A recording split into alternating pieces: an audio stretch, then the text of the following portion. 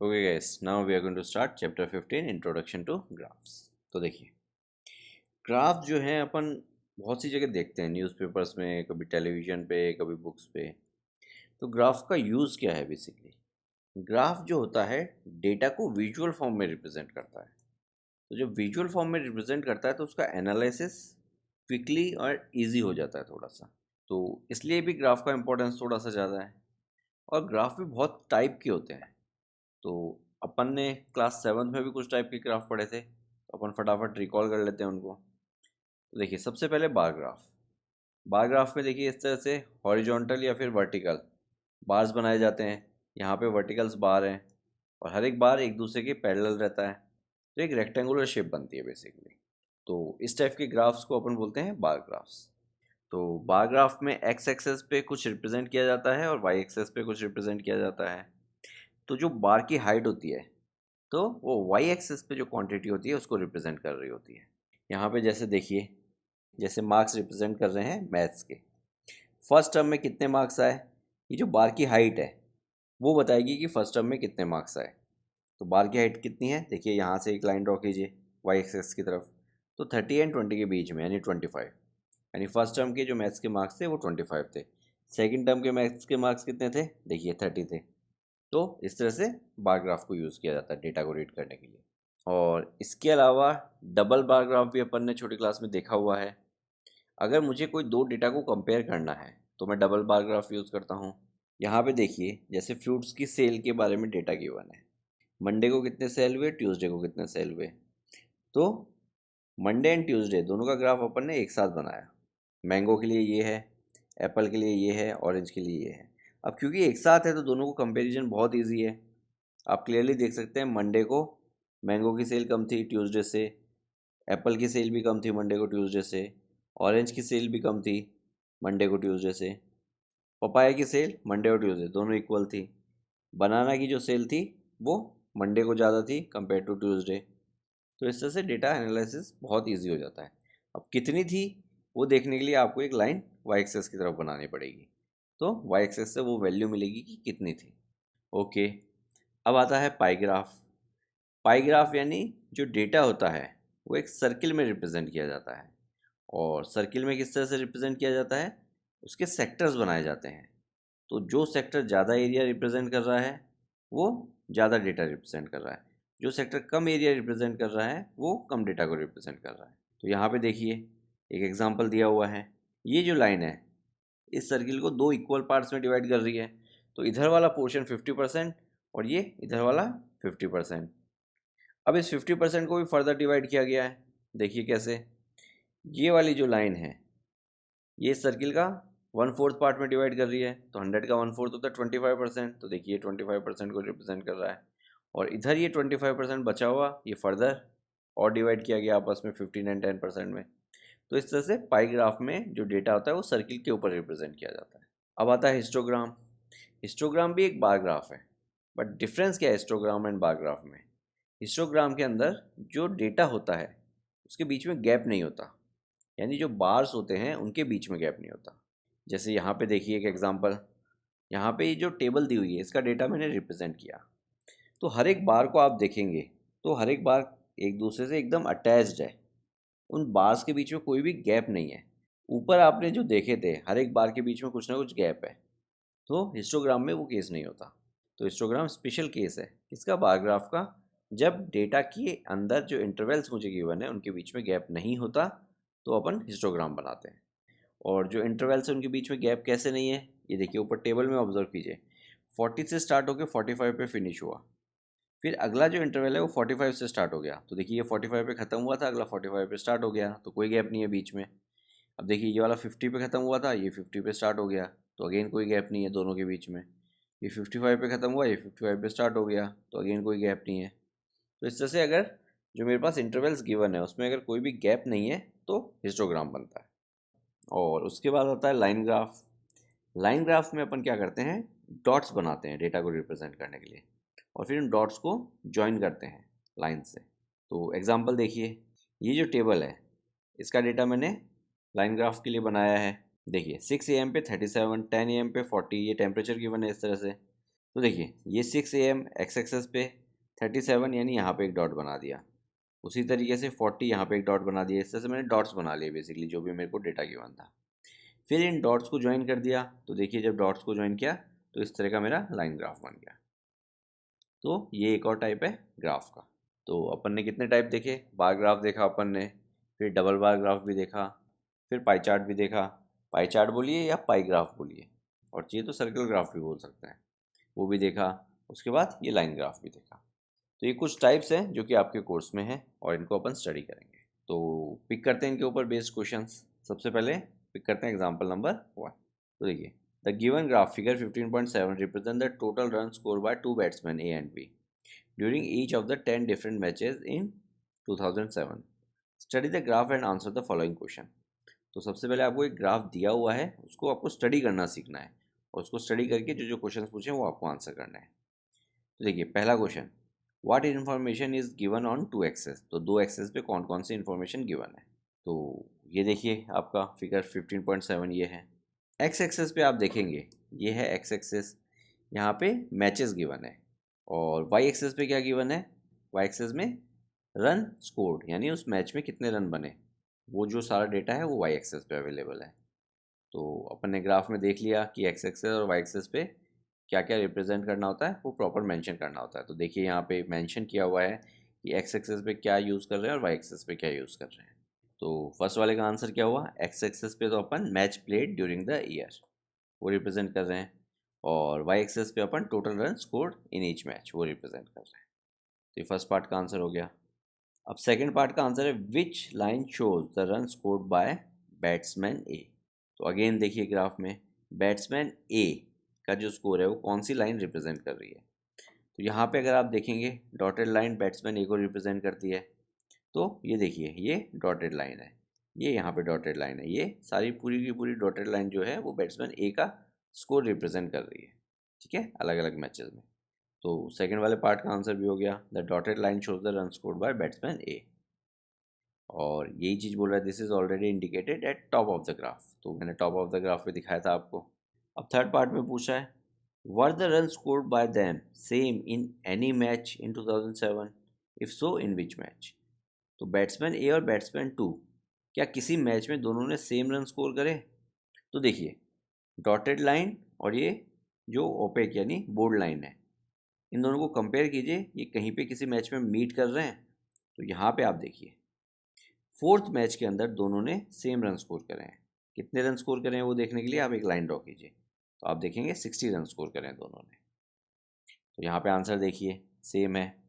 During the fourth match both have scored the same number of 60 runs. This indicated by point at which both graph meet. तो दोनों graph जहाँ पे meet कर रहे हैं वही सेम पॉइंट होगा।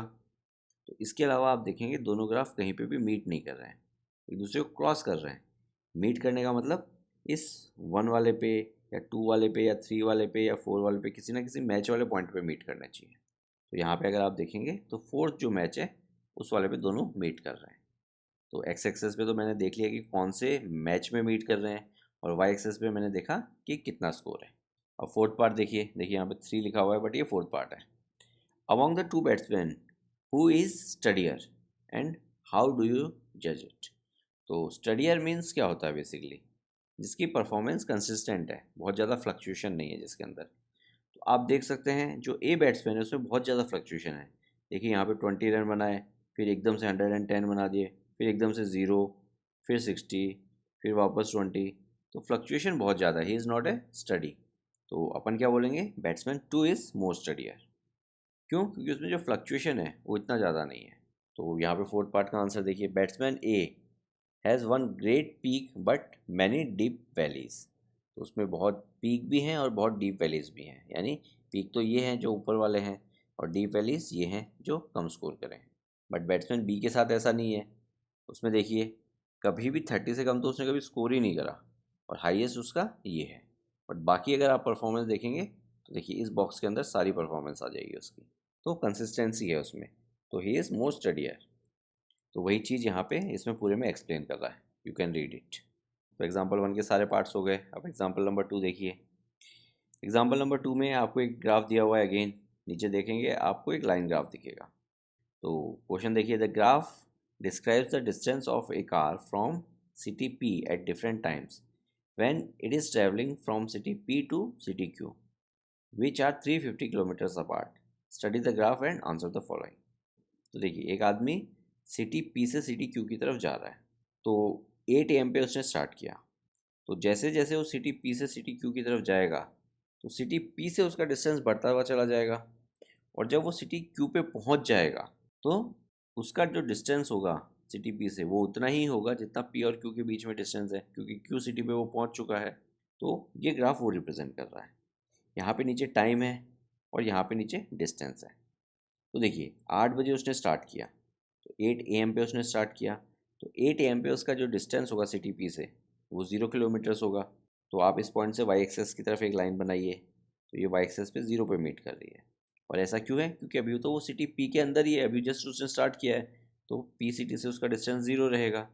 और ये किंग साइन ये इंपॉर्टेंट होता है, ठीक है। कब लगाया जाता है, कैसे लगाया जाता है, वो देखिए। जब भी मेरे ग्राफ में डेटा बनाते वक्त कोई गैप आता है, गैप इन द सेंस देखिए, यहाँ पे गैप है 8 to 9 1, 9 to 10 1, 10 to 11 1, 11 to 12 1, हर एक उसमें 1 1 का गैप है। बट 0 to 8 एक जंप है। तो जब भी कुछ ऐसा जंप होता है तो एक किंग का साइन रिप्रेजेंट किया जाता है उस ब्रेक को रिप्रेजेंट करने के लिए, कि यहाँ से यहाँ पे एक जंप है और बाकी जो भी आगे हैं उनमें सब में एक कांस्टेंट डिफरेंस है। बट यहाँ पे एक जंप है, इसलिए वो किंग का साइन रिप्रेजेंट कर रहा है। तो अब देखिए क्वेश्चन में क्या क्या पूछा है। What information is given on 2 axes, 2 axes पे क्या क्या इन्फॉर्मेशन अवेलेबल है। तो एक्स एक्सेस पे तो टाइम गिवन है और वाई एक्सेस पे distance from city P given है। सेकेंड पार्ट में पूछा from where and when did the car begin its journey. तो फ्रॉम वेयर, तो इसका आंसर होगा from city P the car begin its journey.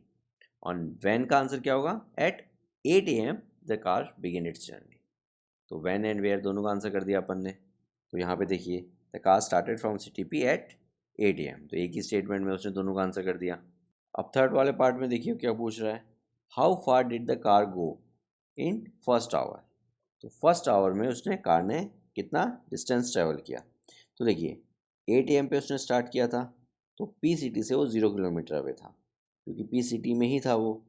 और 9 AM पे यानी 1 घंटे बाद वो कहाँ पे पहुँचा, देखिए ग्राफ पे, यहाँ से एक परपेंडिकुलर लाइन ड्रॉ कीजिए। तो ग्राफ पे यहाँ पे मीट कर रही है, और जहाँ पे मीट कर रही है वहाँ से एक लाइन इस तरह से ड्रॉ कीजिए वाई एक्सेस की तरफ। तो ये वाई एक्सेस आपको बताएगा कितना डिस्टेंस ट्रैवल हुआ है, या फिर पी सिटी से कितना डिस्टेंस है। तो देखिए, पी सिटी से स्टार्ट करके वो 50 किलोमीटर दूर पहुँच गया है। तो डिस्टेंस कितना ट्रैवल किया उसने, 50 किलोमीटर्स का डिस्टेंस ट्रैवल किया। तो समझ में आया कैसे ग्राफ को डेटा रीड करने के लिए यूज़ किया जाता है।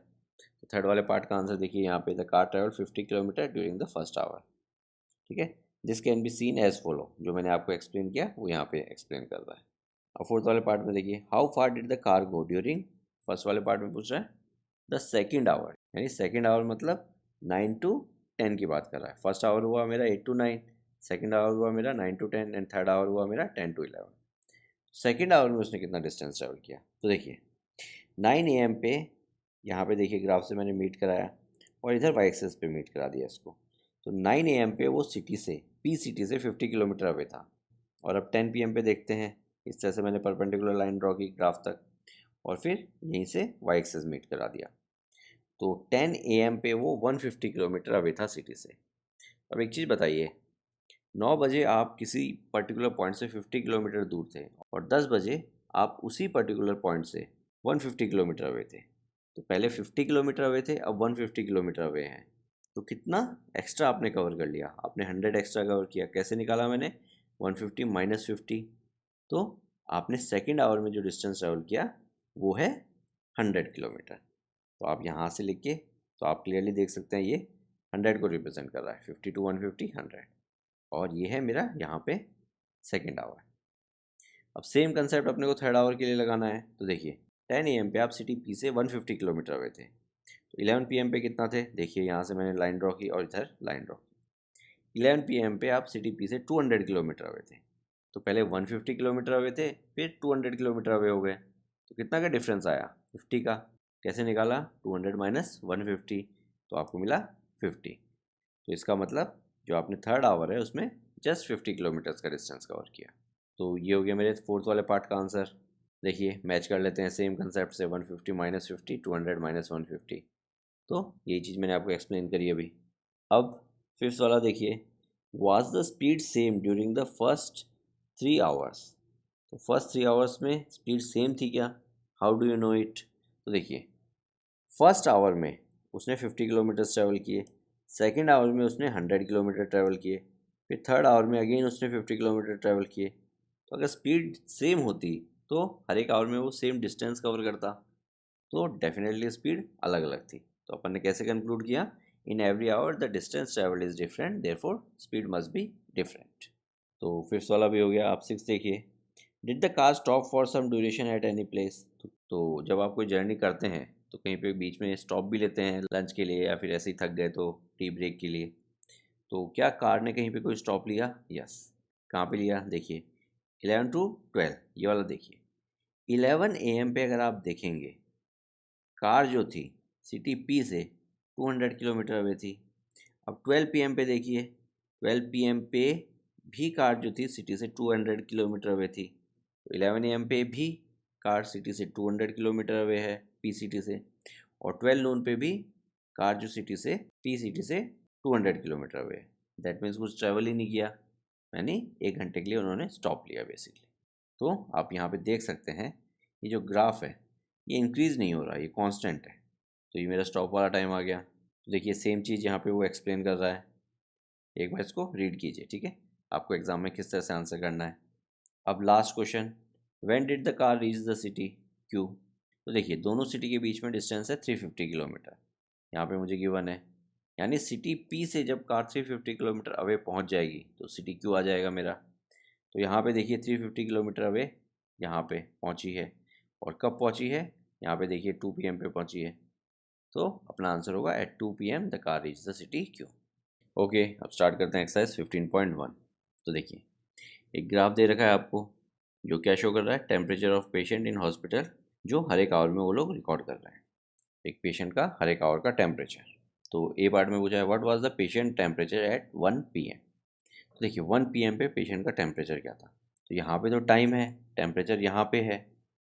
तो 1 PM से आप क्या करेंगे? इस ग्राफ के ऊपर एक परपेंडिकुलर लाइन ड्रॉ करेंगे जहाँ पे वो ग्राफ को मीट करेगी, और जहाँ पे वो ग्राफ को मीट करेगी फिर वहाँ से आप लाइन ड्रॉ करेंगे वाई एक्सेस की तरफ।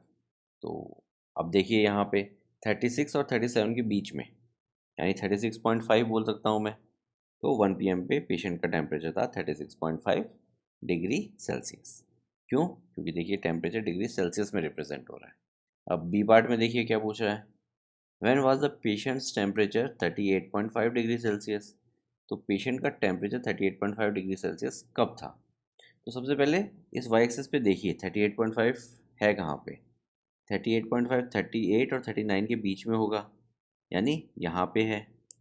यानी इस पॉइंट से मैं एक लाइन ड्रॉ करूँगा जो कि ग्राफ को जाके मीट करेगी, और जहाँ पे भी ग्राफ को मीट करेगी एक्स एक्सेस से वहाँ पे ज्वाइन कर दूंगा परपेंडिकुलरली। तो एक्स एक्सेस पे कहाँ पे मीट हो रहा है? 12, यानी 12 नून पे उसका टेम्परेचर था 38.5 डिग्री सेल्सियस। तो देखिए टाइम से टेम्परेचर, टेम्परेचर से टाइम, इस तरह से निकाला जा सकता है X axes and Y axes की हेल्प से। तो ग्राफ पे परपेंडिकुलर्स ड्रॉ करके आप ये काम करेंगे। अब सी पार्ट में पूछा है the patients temperature was same 2 times during the period given, what were these 2 times. तो दिन में 2 बार उसका जो टेम्परेचर था वो सेम था, वो कौन से टाइम थे? तो देखिए यहाँ पे टेम्परेचर यहाँ पे और यहाँ पे दोनों जगह सेम है। कितना है आप देख सकते हैं? 36.5 है। और सेम कब कब है? देखिए एक तो 1 PM और एक दूसरा 2 PM। तो 1 PM एंड 2 PM दोनों टाइम जो पेशेंट का टेम्परेचर था वो सेम था। तो मेरा आंसर होगा 1 PM एंड 2 PM। और फोर्थ पार्ट में पूछा है what was the temperature at 1:30 PM, how did you arrive at your answer. तो देखिए 1:30 कब होगा? 1 और 2 के सेंटर पे, यानी इस वाले पॉइंट पे। इस वाले पॉइंट से मैं ग्राफ पे परपेंडिकुलर एक लाइन ड्रॉ करूँगा। तो ग्राफ पे आके वो मीट कर गई। अब जहाँ पे भी वो मीट करी है उस वाले पॉइंट को वाई एक्सेस से परपेंडिकुलरली ज्वाइन कर दूंगा। तो अब यहाँ पे मैं टेम्परेचर देख सकता हूँ 37 एंड 36 के बीच में है, तो कितना होगा? 36.5 होगा। Therefore I can say the temperature at 1:30 must be 36.5 degree Celsius. अब लास्ट देखिए ये part, during which period did the patients temperature showed an upward trend. तो पेशेंट का जो टेम्परेचर था वो अपवर्ड ट्रेंड में कब था। तो देखिए 9 to 10 एक तो अपवर्ड मूवमेंट था, और उसके अलावा 10 to 11 ये भी एक अपवर्ड मूवमेंट था, और उसके अलावा 2 to 3 ये भी एक अपवर्ड मूवमेंट था। ठीक है, बाकी डाउनवर्ड थे या कांस्टेंट थे। तो अपने आंसर क्या होंगे, 9 to 10, 10 to 11 एंड 2 to 3। तो इस तरह से क्वेश्चन नंबर 1 के सारे पार्ट अपन ने आंसर कर दिए। अब क्वेश्चन नंबर 2 देखिए, अगेन आपको ग्राफ दे रखा है। एक्स एक्सेस पे तो ईयर्स है और वाई एक्सेस पे सेल है किसी कंपनी की, कि कौन सी ईयर पे कितनी सेल हुई है। तो ए पार्ट में पूछ रहा है what were the sale in 2002 and 2006। देखिए 2002 की अगर मुझे सेल्स निकालनी है तो 2002 से ग्राफ के ऊपर लाइन ज्वाइन करूँगा परपेंडिकुलर एकदम, और जहाँ पे भी वो ग्राफ को मीट करेगी उसको वाई एक्सेस पॉइंट से ज्वाइन कर दूंगा। तो यहाँ पे 4 पे मीट कर रही है, तो my answer will B 4 crores. क्यों, क्योंकि देखिए यहाँ पे लिखा हुआ है रुपीज़ इन करोर्स, तो 4 क्या रिप्रेजेंट कर रहा है, 4 करोड़ को रिप्रेजेंट कर रहा है। अब 2006 में देखिए, 2006 से ग्राफ पे परपेंडिकुलर लाइन ड्रॉ की, अब उसको वाई एक्सेस से परपेंडिकुलरली ज्वाइन कर दिया, तो यहाँ पे क्या आया 8, यानी 8 करोड़। तो ए वाला पार्ट हो गया। अब बी वाले पार्ट में देखिए again, what were the sales in 2003 and 2005, same type का क्वेश्चन है। तो देखिए 2003 से मैंने परपेंडिकुलर ड्रॉ किया ग्राफ पे और फिर उसको वाई एक्सेस पे ज्वाइन कर दिया, तो 6 एंड 8 के बीच में है, तो 6 एंड 8 के बीच में सेंटर पॉइंट क्या है 7, तो 2003 में कितना था 7 करोड़। अब 2005 देखिए, 2005 ये वाला पॉइंट है, तो यहाँ पे लाइन ड्रॉ की और इसको यहाँ पे ज्वाइन कर दिया, तो आप क्लियरली देख सकते हैं ये वाई एक्सेस पे 10 पे मीट कर रहा है, यानी 10 करोड़। अब देखिए सी पार्ट देखिए, compute the difference between sales in 2002 and 2006। तो 2002 एंड 2006 में जो सेल्स थी अपन ऑलरेडी निकाल चुके हैं फर्स्ट वाले पार्ट में। 2002 में मेरी सेल्स आई थी 4 करोड़ की और 6 में आई थी 8 करोड़ की, तो डिफरेंस कितना हुआ 8 माइनस 4 यानी 4 करोड़ का। अब डी पार्ट देखिए, in which year were there the greatest difference between the sale as compared to previous year. तो दो कौन से कॉन्जिक्यूटिव ईयर में सेल्स में सबसे ज़्यादा डिफरेंस था, यानी ग्राफ जो था सबसे ज़्यादा एकदम से किस में बढ़ा या किस में घटा, क्योंकि अगर एकदम से बढ़ता है तो भी वो डिफरेंस ज़्यादा है और एकदम से गिरता है तो भी वो डिफरेंस ज़्यादा है। तो यहाँ पे आप देखेंगे मुझे तो सबसे जो शार्प इंक्रीज दिख रहा है वो ये वाला दिख रहा है। तो देखिए 2004 में सेल्स थी 6 करोड़ की, आप देख सकते हैं इस तरह से लाइन्स बना के, एंड 2005 में जो थी वो थी 10 करोड़ की। तो 6 करोड़ एंड 10 करोड़ डिफरेंस कितना हो गया, अगेन 4 करोड़। तो सबसे ज़्यादा जो डिफरेंस था वो 2004 2005।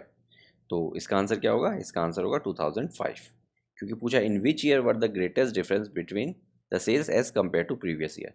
तो 2005 में जो प्रीवियस ईयर से कंपेयर में सबसे ज़्यादा डिफरेंस था।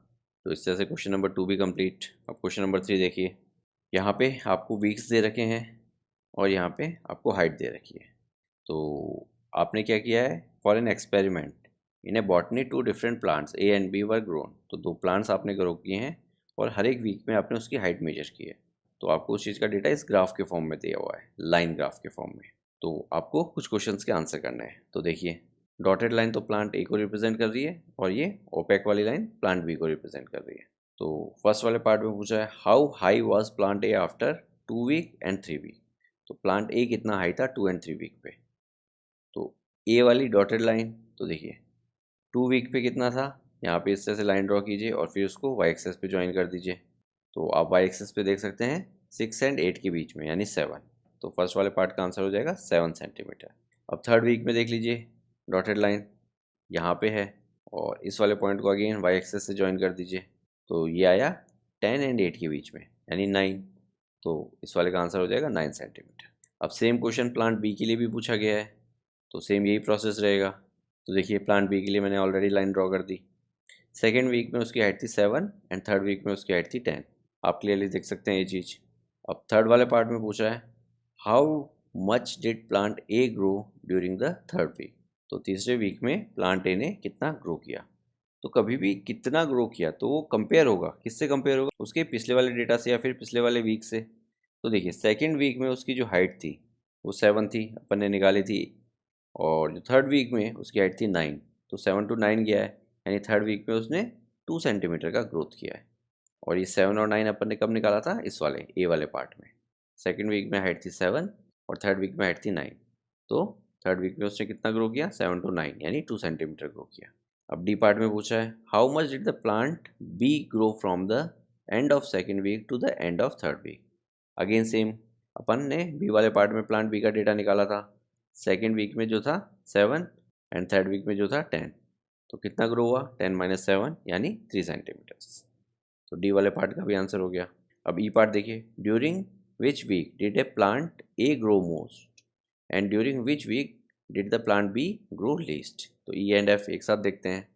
प्लांट ए सबसे ज़्यादा कब बढ़ा, तो जो ग्राफ का इंक्रीज होगा, सडन इंक्रीज, या फिर ग्राफ का स्लोप बोलिए, जो स्लोप सबसे ज़्यादा होगा वही सबसे बड़ा इंक्रीज होगा। तो मुझे प्लांट ए के लिए सबसे ज़्यादा स्लोप ये दिख रहा है। तो मैं कह सकता हूँ सेकेंड वीक में प्लांट ए ने सबसे ज़्यादा ग्रो किया, क्योंकि ये देखिए ये स्लोप सबसे ज़्यादा है। तो आप डिफरेंस भी निकाल सकते हैं। फर्स्ट वीक में था 2, सेकेंड वीक में एकदम से 7 हो गया, तो 2 to 7 यानी 5 सेंटीमीटर ग्रो किया। कौन से वीक में, सेकेंड वीक में। अब सबसे कम किस में ग्रो किया, सबसे कम मतलब जो स्लोप है वो सबसे कम होगा। तो देखिए सबसे ज़्यादा स्लोप ये होता है, सबसे कम स्लोप ये होता है, ठीक है, ये इसके बीच का स्लोप। तो स्लोप मतलब ये जो एंगल जैसे जैसे बढ़ता है वैसे वैसे स्लोप बढ़ता है। तो सबसे कम इंक्रीज़ किया मतलब सबसे कम स्लोप। तो सबसे कम स्लोप प्लांट बी के लिए मुझे ये दिख रहा है। पहले 0 था, 0 से फर्स्ट वीक में कितना पहुंचा, सिर्फ 1 पहुंचा। तो सबसे कम प्लांट बी ने ग्रो किया फर्स्ट वीक में, ठीक है। उसके बाद देखिए स्लोप एकदम से इंक्रीज़ हुआ और ये भी स्लोप अच्छा है। तो ई एंड एफ दोनों हो गए। अब जी वाला पार्ट देखिए, were the two plants of same height during any week show where. तो क्या दोनों प्लांट कभी सेम हाइट के थे, तो आप देख सकते हैं सेकेंड वीक में जो दोनों प्लांट हैं उनकी हाइट सेम थी, क्योंकि दोनों के ग्राफ भी देखिए यहाँ पे मीट कर रहे हैं। तो सेकेंड वीक में जो दोनों की हाइट थी वो थी, आप ग्राफ से देख सकते हैं 7। तो इस तरह से क्वेश्चन नंबर 3 भी कंप्लीट। ओके, अब पिक करते हैं क्वेश्चन नंबर 4। देखिए, the following graph shows the temperature forecast and the actual temperature for each day of the week. तो फॉरकास्ट मीन्स आप पहले अज्यूम करते हैं कि इतना टेम्परेचर होगा, यानी फ्यूचर फॉरकास्ट करते हैं, और फिर जब एक्चुअल डे होता है उस दिन आप टेम्परेचर नोट करते हैं। तो आप कंपेयर कर रहे हैं जो अपन ने फॉरकास्ट किया था वो एक्चुअल से कितना क्लोज है या फिर कितना डिफरेंट है। तो लेट्स सी, ये पार्ट देखिए, on which day was the forecast temperature the same as the actual temperature. तो आप देख सकते हैं ग्राफ एक तो यहाँ पे मीट कर रहा है, एक यहाँ पे मीट कर रहा है और एक यहाँ पे मीट कर रहा है। तो देखिए एक तो ट्यूसडे, दूसरा फ्राइडे एंड तीसरा संडे। तो इन 3 दिन जो फॉरकास्ट था उतना ही टेम्परेचर था। तो ट्यूसडे, फ्राइडे एंड संडे। अब बी पार्ट में देखिए, what was the maximum forecast temperature during the week. तो मैक्सिमम फॉरकास्ट टेम्परेचर कितना था पूरे वीक में। तो ये डॉटेड वाली लाइन फॉरकास्ट है। तो मैक्सिमम देखिए टॉप पे कहाँ पे जा रही है, यहाँ पे जा रही है। तो कितना है, देखिए वाई एक्सेस पे इस वाले पॉइंट को ज्वाइन कर दीजिए, तो आप देखेंगे 35 डिग्री सेल्सियस। तो मैक्सिमम फॉरकास्ट था अपना 35 डिग्री सेल्सियस। अब सी पार्ट में पूछा है what was the minimum actual temperature during the week. तो एक्चुअल वाली लाइन ये है। तो सबसे नीचे कहाँ पे है, देखिए यहाँ पे और यहाँ पे भी, क्योंकि दोनों टेम्परेचर सेम है। तो थर्सडे एंड फ्राइडे को दोनों टेम्परेचर लोएस्ट थे, और कितने थे वो यहाँ पे ज्वाइन कीजिए, तो आप देखेंगे 15 डिग्री सेल्सियस। तो लोएस्ट एक्चुअल टेम्परेचर जो था वो था 15 डिग्री सेल्सियस। अब लास्ट डी पार्ट देखिए, on which day did the actual temperature differ the most from the forecast temperature. तो एक्चुअल एंड फोरकास्ट में सबसे ज़्यादा डिफरेंस कब था। तो देखिए डिफरेंस यहाँ पे मालूम चलेगा, ये तो सेम है, ये डिफरेंस है, ये जो गैप है बीच में दोनों के ये डिफरेंस है। तो यहाँ पे देखिए ये डिफरेंस है। तो एक तो यहाँ पे ज़्यादा दिख रहा है, कितना ज़्यादा दिख रहा है देखिए, ये मेजर कर सकते हैं अपन, यहाँ से यहाँ पे ड्रॉ कीजिए। तो ये 20 एंड 25 के बीच में मीट हो रहा है, और इधर 15। तो 20 एंड 25 मीन्स 22.5। तो 15 to 22.5 कितना हुआ, ये हुआ 7.5। और इसके अलावा देखिए यहाँ पे सेम है, यहाँ पे भी उतना डिफरेंस नहीं है, और यहाँ पे सेम है। तो मैक्सिमम डिफरेंस मुझे यहाँ पे दिख रहा है, यानी कौन से दिन है ये एक्स एक्सेस पे मालूम चलेगा, थर्सडे को है। तो my answer will be on Thursday the actual temperature differ the most from the forecast temperature. तो my answer will be Thursday. Okay, अब पिक करते हैं क्वेश्चन नंबर 5। देखिए A part and B part, कुछ data given है आपको और आपको लीनियर ग्राफ बनाना है। तो देखिए ए वाला पार्ट देखिए, ईयर्स को मैंने एक्स एक्सेस पे रिप्रेजेंट किया है। तो यहाँ से लेके यहाँ तक ये 2 यूनिट्स है, फिर अगेन 2 यूनिट्स है, यानी every 2 unit is representing my 1 year. तो एक्स एक्सेस का स्केल मैंने क्या लिखा, 1 ईयर इक्वल्स टू 2 यूनिट, या फिर ऐसे लिखिए 2 यूनिट इक्वल्स टू 1 ईयर। तो कभी भी ग्राफ में कुछ चीज़ें मैंडेटरी है, स्केल उनमें से एक चीज़ है, आपको हमेशा एक्स एक्सेस और वाई एक्सेस का स्केल मेंशन करना ही करना है। तो एक्स एक्सेस का स्केल हो गया। अब वाई एक्सेस का स्केल देखिए, वाई एक्सेस डेज को रिप्रेजेंट कर रहा है। तो देखिए यहाँ से लेके यहाँ तक 2 यूनिट, फिर again 2 unit, every 2 unit is representing 2 days. तो 2 यूनिट 2 डेज, तो क्या मैं कह सकता हूँ 1 यूनिट 1 डे? एम आई राइट? Make sense? क्योंकि देखिए 0 to 2, तो 0 to 1 यहाँ पे होगा, फिर 1 to 2, फिर 2 to 3, 3 to 4, यानी every 1 unit is representing 1 day. तो इस तरह से वाई एक्सेस का स्केल हो गया 1 डे इक्वल्स टू 1 यूनिट। अब देखिए 2003, 4, तो हर एक उसमें 1 1 का गैप है, बट 0 to 2003 एक जंप है, तो इसलिए यहाँ पे ये क्विंक साइन, ये भी एक इम्पॉर्टेंट चीज़ है, नोट करके रखिए। तो स्केल हुआ और ये क्विंक साइन, इसका ध्यान रखिएगा, जब भी गैप आता है तो आपको क्विंक साइन से रिप्रेजेंट करना है। यहाँ पे क्विंक साइन क्यों नहीं लगाया? क्योंकि देखिए 0 to 2, 2 to 4, 4 to 6, सब में 2 2 का गैप है, तो कोई जंप नहीं आया, तो इसलिए इसकी ज़रूरत नहीं है। अब मैंने डेटा को रिप्रेजेंट किया 2003 में 8 डेज, तो यहाँ से 2003 से एक परपेंडिकुलर लाइन ड्रॉ की, वर्चुअल लाइन, ठीक है, एक्चुअली में नहीं ड्रॉ करनी, और 8 डेज वाई एक्सेस से यहाँ पे ड्रॉ की, तो दोनों लाइन जहाँ पे मीट कर रही हैं वो पॉइंट हो गया ए पॉइंट। उसी तरह से 2004 में 10 डेज, तो 2004 से इस तरह से एक लाइन ड्रॉ की, और 10 डेज़ के लिए यहाँ से एक लाइन ड्रॉ की, तो दोनों लाइन यहाँ पे मीट करी, वो पॉइंट बी हो गया। इस तरह से पॉइंट सी और पॉइंट डी भी बना लिए मैंने, और फिर क्या किया मैंने, A B C D points को ज्वाइन कर दिया। तो जब मैंने ज्वाइन किया तो ये मेरा ग्राफ बन गया, ठीक है, तो ये मेरा लाइन ग्राफ। तो एक्स एक्सेस पे ईयर्स हो गए और वाई एक्सेस पे डेज हो गए। तो ये छोटी छोटी चीज़ें ग्राफ के अंदर आपको ध्यान रखनी है। अब बी वाले पार्ट में आते हैं। देखिए बी वाला पार्ट क्या रिप्रेजेंट कर रहा है, पॉपुलेशन रिप्रेजेंट कर रहा है मैन एंड वुमेन की इन डिफरेंट ईयर्स। तो देखिए दो डेटा रिप्रेजेंट करने हैं एक ही ग्राफ के अंदर, तो एक को डॉटेड लाइन से रिप्रेजेंट करूंगा, एक को कंटिन्यूस लाइन से रिप्रेजेंट करूंगा। तो किसको डॉटेड से और किसको कंटिन्यूस से रिप्रेजेंट करूंगा वो मेंशन करना ज़रूरी है। तो डॉटेड लाइन मेरी वुमेन को रिप्रेजेंट कर रही है एंड कंटिन्यूस लाइन मेरी मैन को रिप्रेजेंट कर रही है, ये बता दिया मैंने। अब स्केल भी बताना ज़रूरी है। तो देखिए एक्स एक्सेस पे अगेन यहाँ से लेके यहाँ तक 2 यूनिट, फिर यहाँ से यहाँ तक 2 यूनिट, फिर यहाँ से यहाँ तक 2 यूनिट, यानी हर एक 2 यूनिट पे एक ईयर इंक्रीज हो रहा है। तो 1 ईयर इक्वल्स टू 2 यूनिट कह सकते हैं अपन। तो यहाँ पे आएगा 1 ईयर इक्वल्स टू 2 यूनिट। तो यहाँ पे सेंटीमीटर लिखिए या 2 यूनिट लिखिए। सेंटीमीटर इसलिए क्योंकि एकदम बार ग्राफ कॉपी यूज़ किए, तो यहाँ से यहाँ तक 1 सेंटीमीटर है, ये 2 सेंटीमीटर है, इसलिए सेंटीमीटर मेंशन कर दिया। तो यहाँ पे भी यूनिट की जगह सेंटीमीटर कर सकते थे आप। और वाई एक्सेस पे देखिए, वाई एक्सेस रिप्रेजेंट कर रहा है पॉपुलेशन। तो सबसे पहले डेटा एनालाइज कीजिए। डेटा मुझे मिनिमम क्या शो करना है, मिनिमम जो मेरा डेटा है वो है 11.3, ठीक है, और मैक्सिमम डेटा है मेरा 13.6 आई थिंक। तो 11.3 टू 13.6, तो उसके हिसाब से मैं स्केल यूज़ करूँगा। मैंने पहला पॉइंट जो बनाया वो 11 बनाया, फिर 2 यूनिट के बाद 12 बनाया, फिर 2 यूनिट के बाद 13 बनाया, फिर 2 यूनिट के बाद 14 बनाया। तो डेटा से डिसाइड किया जाता है स्केल कितना बड़ा या कितना छोटा लेना है। तो आप इस तरह से नहीं कर सकते कि 1 2 3 4 इस तरह से बनाएं। पहले डेटा देखिए, डेटा में मिनिमम वैल्यू क्या है वो देखिए, डेटा में मैक्सिमम वैल्यू क्या है वो देखिए। तो मिनिमम टू मैक्सिमम इस तरह से रिप्रेजेंट कीजिए कि एकदम क्लियरली वो डेटा दिख सके। तो कई बच्चे क्या करते हैं, स्केलिंग बहुत गंदी लेते हैं या फिर बहुत गलत लेते हैं। लेट्स सपोज यहाँ पे लेंगे 10 और फिर यहाँ पे डायरेक्ट 20 ले लेंगे।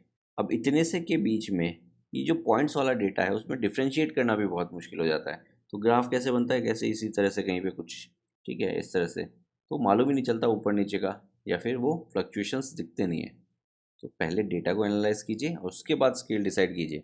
स्केल इस तरह से लीजिए कि हर एक डेटा का डिफरेंस प्रॉपरली वहाँ पे रिप्रेजेंट हो सके। 12 12.5 दिखना चाहिए कि दोनों में कितना डिफरेंस है। 12 और 12.5 थोड़े थोड़े दूर होने चाहिए। 13 13.2, तो 13 और 13.2 के बीच में ऐसा लगना चाहिए कि हाँ कुछ डिफरेंस है। तो चाहिए तो स्केल आप और भी छोटा ले सकते थे, यहाँ पे 11, फिर 11.5, फिर 12, फिर 12.5, फिर 13, फिर 13.5, इस तरह से भी ले सकते थे। तो यहाँ पे जो स्केल लिया है वो क्या लिया है, वो 2 सेंटीमीटर रिप्रेजेंट कर रहा है 1000 पर्सन्स को, यानी ये यहाँ से लेके यहाँ तक 11 to 12 यानी 1000 पर्सन्स इंक्रीज हो गए, फिर 12 to 13 यानी अगेन 1000 पर्सन्स इंक्रीज हो गए। यानी every 2 centimetre is representing 1000 persons. तो ग्राफ में स्केल एक इंपॉर्टेंट चीज़ है, तो एक्स एक्सेस और वाई एक्सेस दोनों के स्केल मैंने मार्क कर दिए।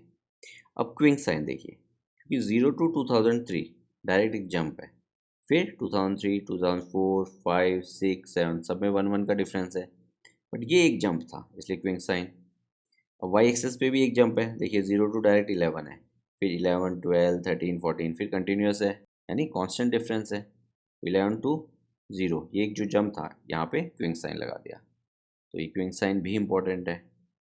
अब जस्ट डेटा को रिप्रेजेंट करना है, तो देखिए 2003 में मैन थे 12, तो यहाँ से लेके यहाँ तक 12 कहाँ पे, यहाँ पे, तो ये दो लाइन जो इंटरसेक्ट की ये एक पॉइंट मिल गया।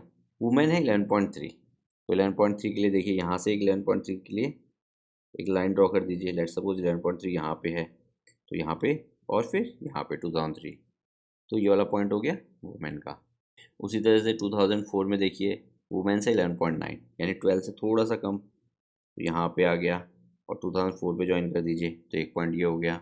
और मैन कितने हैं 12.5, तो यहाँ से लेके यहाँ पे और फिर नीचे 2004 पे ज्वाइन कर दीजिए, तो एक पॉइंट ये मिल गया, एक पॉइंट ये, एक पॉइंट ये, एक पॉइंट ये। तो इस तरह से मैन वुमेन के सबके पॉइंट्स बना लीजिए।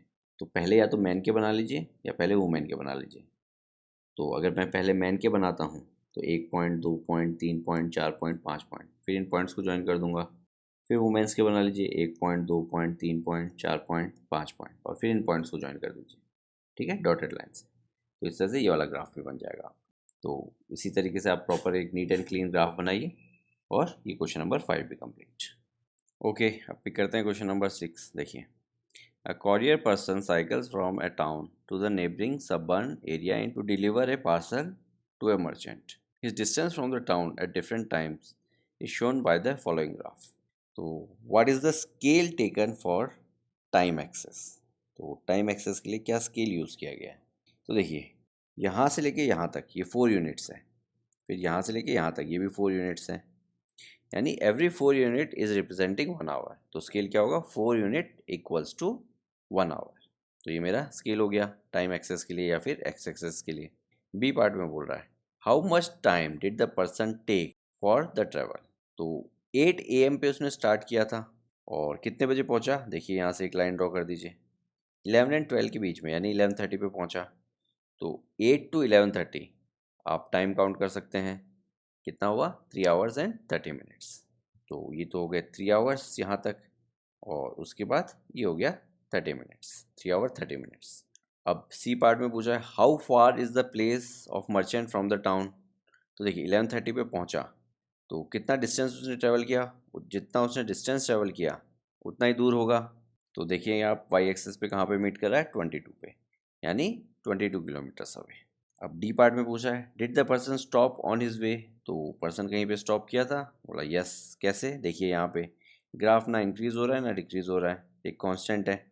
यानी 10 AM पे अगर आप देखेंगे तो डिस्टेंस कितना था टाउन से 16 किलोमीटर था, और उसके बाद 10:30 पे भी आप देखेंगे तो सेम डिस्टेंस पे था 16 किलोमीटर अवे।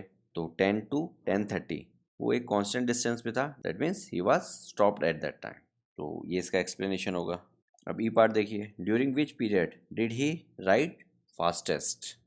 तो देखिए फास्टेस्ट मीन्स स्लोप सबसे ज़्यादा होना चाहिए। देखिए स्लोप क्या होता है, तो देखिए स्लोप सबसे ज़्यादा कब होता है, देखिए ये स्लोप कम है, ये स्लोप उससे ज़्यादा है, ये स्लोप उससे भी ज़्यादा है, ये स्लोप उससे भी ज़्यादा है, ये स्लोप उससे भी ज़्यादा है।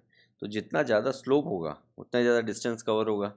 तो आप ये देख सकते हैं कि स्लोप सबसे ज़्यादा कहाँ पे है, तो मुझे ये स्लोप सबसे ज़्यादा दिख रहा है, ठीक है। तो देखिए 8 AM पे 0 था, फिर 9 AM पे 10 पहुंच गया। यहाँ पे आप देख सकते हैं इस तरह से लाइन बना के। तो 8 AM पे 0 किलोमीटर और 9 AM पे 10 किलोमीटर, यानी 1 घंटे के अंदर उसने 10 किलोमीटर का डिस्टेंस कवर किया। और यहाँ पे देखिए 9 AM टू 10 AM कितना डिस्टेंस कवर किया, इस तरह से लाइन बनाइए 10 और इधर कितना है 16, यानी 10 to 16 किलोमीटर किया, यानी 6 किलोमीटर का डिस्टेंस कवर किया। और फिर ये वाला स्लोप भी आप मेजर कर सकते हैं, तो यहाँ पे भी उससे कम ही मिलेगा आपको। तो जो सबसे ज़्यादा स्लोप है वो 8 to 9 AM है, तो my answer will B 8 to 9 AM। इसमें सबसे ज़्यादा फास्ट राइड थी उसकी। तो इस तरह से क्वेश्चन नंबर 6 भी कंप्लीट। ओके, अब देखिए question number 7, can there be a time temperature graph as follows. तो क्या कोई ऐसा टाइम टेम्परेचर ग्राफ हो सकता है। तो देखिए सबसे पहले इस ग्राफ को स्टडी करते हैं। तो जैसे जैसे टाइम इंक्रीज हो रहा है वैसे वैसे टेम्परेचर भी इंक्रीज हो रहा है, आप देखेंगे। तो टाइम इंक्रीज हो रहा है, टाइम के साथ टेम्परेचर इंक्रीज हो रहा है, ये पॉसिबल है डेफिनेटली। अब सेकंड वाला देखिए, टाइम इंक्रीज हो रहा है बट टेम्परेचर जो है वो डिक्रीज हो रहा है। देखिए, पहले टेम्परेचर ये था, फिर टेम्परेचर डिक्रीज होकर यहाँ पे पहुँच गया, फिर टेम्परेचर और डिक्रीज हुआ, यहाँ पे पहुँच गया। तो कैसे मालूम चला? वाई एक्सेस से यहाँ पे ज्वाइन कर लीजिए। तो टेम्परेचर धीरे धीरे नीचे आ रहा है।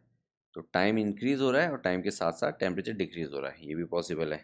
अब फोर्थ वाला देखिए, टाइम इंक्रीज हो रहा है और टेम्परेचर कांस्टेंट है, मतलब इस वाले पॉइंट पे भी सेम टेम्परेचर है, इस वाले पॉइंट पे भी सेम टेम्परेचर है, इस वाले पॉइंट पे भी, इस वाले पॉइंट पे, यानी सभी पॉइंट्स पे सेम टेम्परेचर है। तो ये चीज़ भी पॉसिबल है। बट ये थर्ड वाला अगर आप देखेंगे, ये चीज़ पॉसिबल नहीं है। तो देखिए, इस वाले पॉइंट पे एक ही पॉइंट पे अलग अलग टेम्परेचर कैसे हो सकता है?